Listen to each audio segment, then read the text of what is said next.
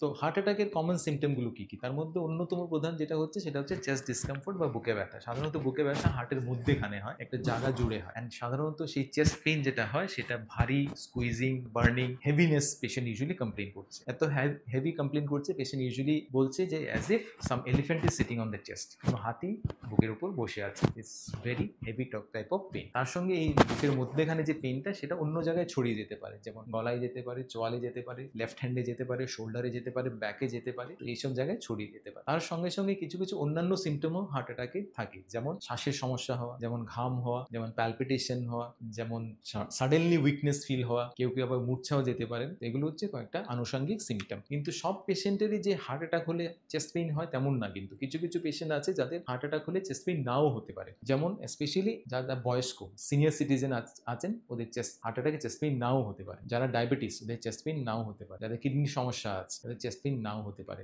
Females chest pain নাও হতে পারে। এইসব পেশেন্ট গ্রুপের ক্ষেত্রে চেস্ট পেইন হয়তো ওদের নেই, কিন্তু ওদের অন্যান্য এটিপিক্যাল সিমটম থাকে, যেমন শ্বাসের সমস্যা, যেমন ঘাম হওয়া এক্সেসিভলি, যেমন প্যালপিটেশন হওয়া, এক্সেসিভলি ফেটিক বা দুর্বল লাগা, ওগুলো এটিপিক্যাল সিমটমস হতে পারে। স্পেশালি যদি ডায়াবেটিক পেশেন্ট থাকে বা এল্ডারলি পেশেন্ট থাকে, চেস্ট পেইন যদি নাও থাকে, যদি অন্যান্য আনুষঙ্গিক সিমটম হুট করে দেখা দেয়, তাহলে কিন্তু আপনাকে বুঝতে হবে যে পেশেন্টের হয়তো বা হার্ট অ্যাটাক হতে পারে চেস্ট পেইন না থাকলেও।